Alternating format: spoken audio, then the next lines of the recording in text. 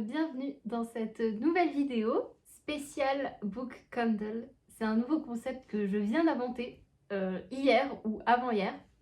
C'est je vous parle d'un livre et ensuite je crée une bougie inspirée de l'univers ou de l'ambiance ou de quelque chose du livre qui m'a inspirée. Et on verra ce que ça donne, si ça vous plaît, si ça vous plaît pas. Et on va commencer avec une bougie que j'imagine faire depuis assez longtemps. Le chant du loup, voilà, de T.J. Klune, le clan Bennett. Il est magnifique, je trouve super beau en tant que tel. Alors l'arrière est un peu moins joli, c'est vrai, mais sinon il est très très beau. Ce livre, je l'ai lu déjà il y a un moment et il fait partie de ces livres sur lesquels j'avais beaucoup d'attentes. Un livre que j'avais beaucoup entendu parler et donc j'espérais beaucoup. Et en général, c'est toujours à double tranchant d'espérer énormément d'un livre parce que souvent on peut être déçu. Et il y a quelques exceptions où on n'est pas du tout déçu et où ça surpasse toutes nos espérances. Et ce livre fait partie de cette catégorie. Tout comme Midnight Sun, le tome 1 de Twilight du point de vue d'Edward Cullen, j'avais des attentes si hautes que j'ai attendu des mois avant de le lire. Et au final, ça a surpassé tout ce que j'aurais pu imaginer. Ce livre, c'est pareil.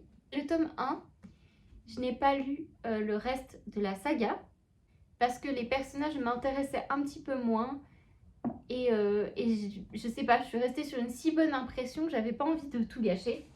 Alors, ce livre parle d'un garçon qui est un peu coincé dans sa ville. Et lui, Ox, c'est un garçon qui est un petit peu particulier. Son cerveau fonctionne d'une façon un peu différente des autres. Et donc, on se moque pas mal de lui à cause de ça. Pour lui, l'école, c'est vraiment pas intéressant. C'est un endroit où il n'a pas sa place. On lui dit toujours que c'est un attardé, que c'est un idiot, etc. Et ça lui fait évidemment beaucoup de mal. Mais c'est un garçon qui veut toujours bien faire, c'est quelqu'un de gentil. Et donc il a quand même des bonnes notes en cours, etc. Et quand il a 12 ans, son père s'en va.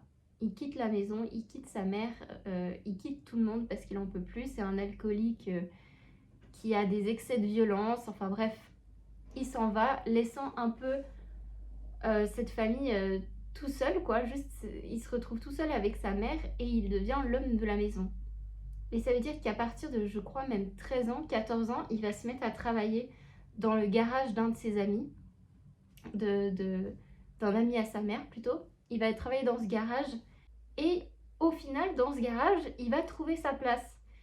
Il y a une phrase dans le livre qui dit que sa tête est indissociable de son cœur. Et c'est exactement ça, c'est que ce qu'il voit, ce qu'il écoute, ça va directement dans son cœur. Ça passe pas par la phase réflexion, par la tête, etc. C'est directement à son cœur que ça parle. Et quand il parle, c'est directement son cœur qui parle. Et dans les conversations qu'il entend, il prend tout souvent au premier degré. Il a de la peine à comprendre l'ironie, le sarcasme, tout ça qui sont des traits du trouble autistique en fin de compte. Mais c'est jamais dit clairement qu'il a un trouble autistique ou quoi que ce soit. C'est juste lui, sa façon d'être, sa façon de réfléchir. Et pas besoin de coller une étiquette ou quoi que ce soit.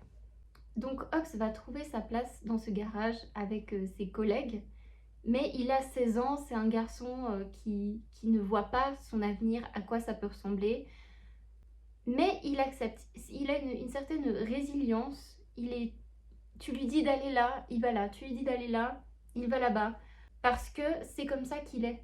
Il a envie d'être bien, il a envie de rendre service, il a envie d'être quelqu'un de gentil, qui aide les autres et qui n'est pas un poids pour les autres. Je pense que c'est une grosse peur pour lui.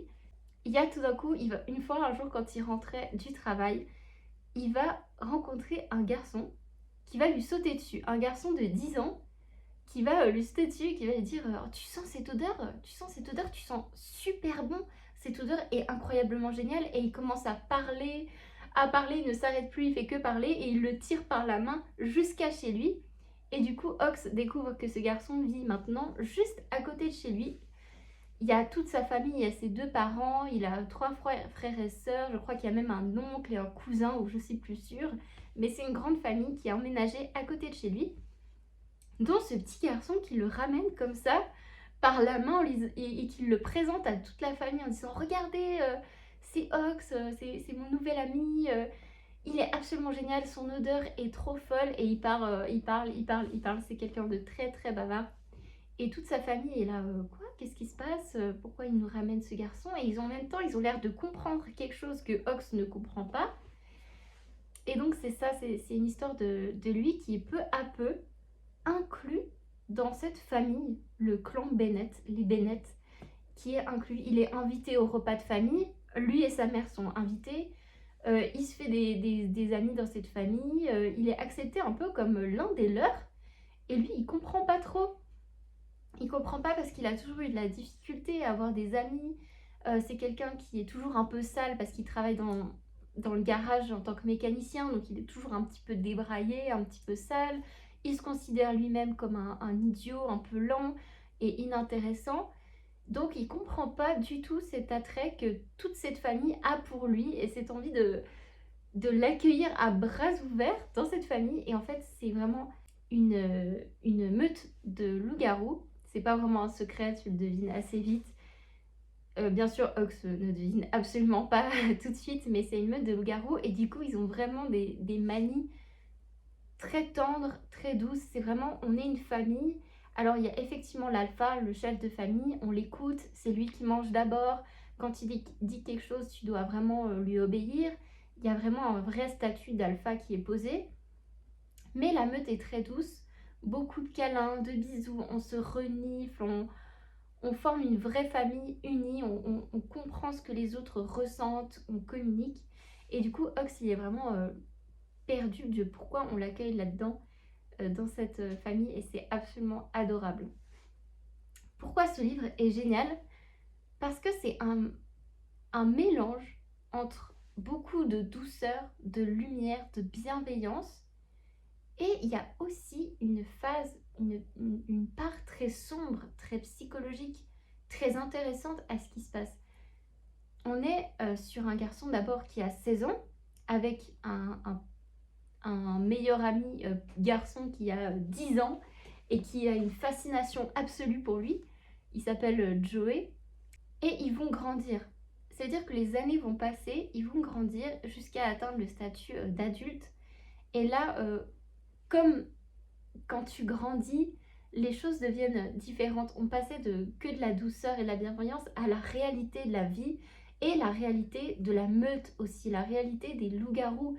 Être un loup-garou, ça veut dire aussi avoir des meutes qui sont ennemies, qui veulent ton territoire.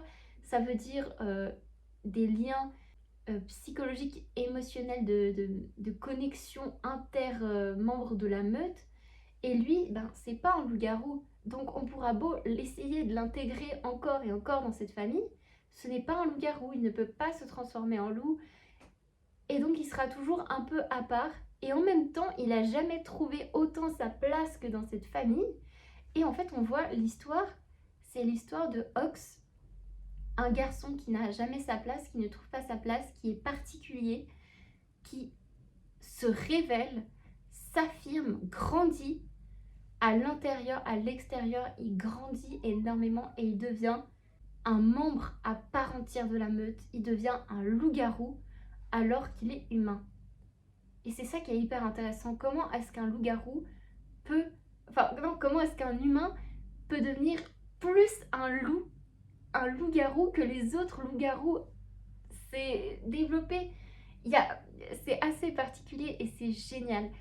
Et donc il y aura une histoire d'amour entre ce petit garçon de 10 ans qui est devenu un homme et lui qui est devenu un homme. Du coup, ils ont à peu près 6 ans d'écart. C'est quand même un petit écart qui crée justement des petits soucis. Genre, le petit, il est amoureux d'Ox depuis qu'il a 10 ans. Et Ox, pour lui, bah, d'abord, c'est qu'un enfant de 10 ans. On tombe pas amoureux d'un enfant de 10 ans. Il comprend pas trop. Mais en grandissant, il va essayer de changer sa façon de le voir parce que il y a un lien mystique, mais magique entre eux qui a besoin de se créer. Et pour ça, il faut déconstruire certaines choses pour les reconstruire après. Donc si vous aimez les histoires de loups-garous, un peu de violence, un peu de transformation, de mystère, et surtout si vous aimez la psychologie, de voir une personne qui se sent enfin bien, qui trouve enfin sa place, mais pas sans difficulté, qui va se battre pour trouver sa place, qui va se battre pour se sentir bien dans sa peau, dans son corps, dans son esprit surtout, de se sentir bien avec les autres, qui va prendre des responsabilités, qui va vraiment passer du vilain petit canard à un merveilleux et géant cygne qu'on peut tous admirer, que tout le monde admire, que tout le monde adore. Et en fait, que ça ne se fait pas comme ça en un claquement de doigts qui se transforme, mais il va provoquer sa transformation. On va lui offrir des opportunités pour le transformer et devenir le maximum qu'il peut être. Et ça, c'est superbe, c'est vraiment magnifique. Il y a beaucoup donc de forêt, de la nature, de la connexion à la nature, mais aussi de la connexion surtout avec les autres, des questions de territoire avec des ennemis à combattre, de la communication par la pensée, par les émotions. Ça fait un moment que je l'ai lu ce livre, ça fait un moment qu'il existe, mais si vous êtes passé à côté, il faut vraiment le lire, il est génial. Et c'est le trope Found Family le plus réaliste, réussi que j'ai jamais vu. Quand vous entendez Found Family, le trope, c'est ça, c'est ce livre presque qui a créé ce trope. C'est je trouve ma famille dans tous les sens possibles du terme. Je trouve ma famille en tant qu'âme sœur métaphorique, je trouve ma famille en tant qu'amour, partage, tendresse. Je trouve ma famille avec des parents spirituels, je trouve ma famille avec des frères et sœurs spirituels, je trouve ma famille avec mon amoureux, je trouve ma famille avec ma ville, avec ma meute, ma place, l'endroit où je dois être pour toujours, l'endroit où on a besoin de moi, l'endroit où je peux être utile, l'endroit où j'ai envie d'être, l'endroit que j'aime et que je défendrai jusqu'à ma mort, les gens que j'aime, ma famille, ma meute, mon chez-moi. C'est vraiment cette histoire qu'il faut lire. Ce livre, c'est du new adulte. C'est-à-dire qu'il y a des thèmes new adulte. Il y a du sang, il y a de l'obscurité, des combats. Mais on n'est pas non plus dans le méga extrême. Hein. Mais ça m'a surprise, je me rappelle, parce que je m'attendais à que de la douceur. Parce que quand j'en avais entendu parler, je voyais que de la douceur, des câlins. Mais en fait, il y a plus que de la douceur et des câlins là-dedans. La romance est très importante, mais elle n'est pas tout du long du livre. Elle n'est pas présente, trop présente. Elle est vraiment présente dans les moments où il faut. Il y a tout un moment où ils se retrouvent séparés et ça leur permet chacun de grandir de leur côté. Et je trouve que c'est aussi important de savoir grandir tout seul, de se découvrir tout seul avant de pouvoir être avec ton âme sœur. Donc voilà, j'espère que ça vous aura donné envie de lire ce livre parce qu'il vaut vraiment la peine. Alors comme je vous ai dit, j'ai pas lu les autres clans Bennett, mais si vous voulez essayer, surtout n'hésitez pas, je suis sûre qu'ils sont tout aussi bien. Donc maintenant ce qu'on va faire, c'est qu'on va aller faire la bougie. Je vais aller la faire, tout simplement la couler, la fondre et puis ensuite on va la laisser refroidir et je ferai la décoration et on se retrouve à la fin. C'est parti, on y va.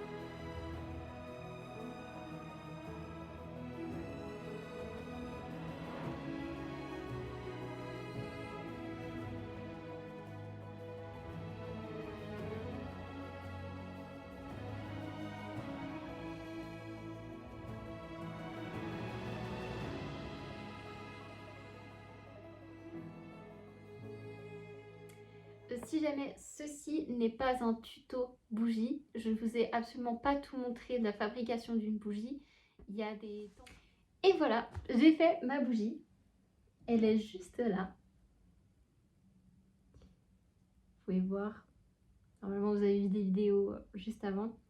Alors, elle ressemble un petit peu plus à un monde océanique que je l'aurais voulu. Le bleu ressort vraiment très très bleu clair. Alors que si vous voyez le livre, c'est pas exactement la même teinte. Mais j'expérimente encore au niveau de la couleur. Et j'avais déjà prévu de mettre un ruban autour pour pas que ça fasse trop vide. Mais là, ça s'est un peu transformé en cache-misère parce que je me suis un peu trompée dans les...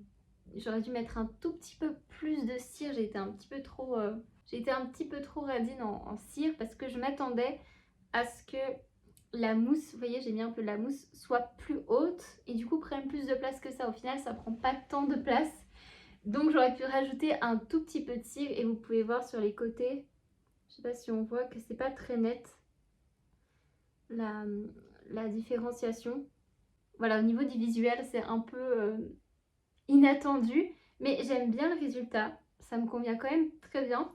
Il y a des pierres du coup de lune et des pierres d'aiguilles marines. Le but, c'était vraiment de faire une forêt autour et qu'au centre, ça ressemble à une lune, à une pleine lune. J'ai mis des paillettes argentées, on voit pas très bien là, pour que ça fasse un peu une forme ronde de lune. Au final, ça fait pas tellement ça, ça fait vraiment océan. Et en vrai, j'adore. Mais c'est pas vraiment le rendu que je voulais. Mais je trouve ça super beau.